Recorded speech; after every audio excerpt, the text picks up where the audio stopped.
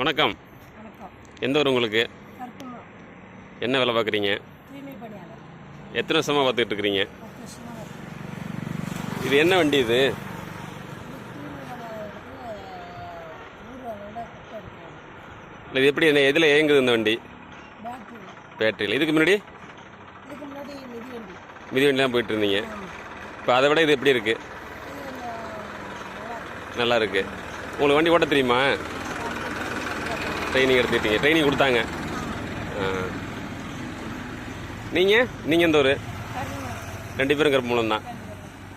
Daily இந்த வேலை தான் உங்களுக்கு? எப்படி வேலை பிடிச்சி செய்கிறீங்களா பிடிக்காமல் செய்கிறீங்களா? விருப்பப்பட்டு தான் செய்கிறீங்க. சரி, ஓகே, வாழ்த்துக்கள். நன்றி.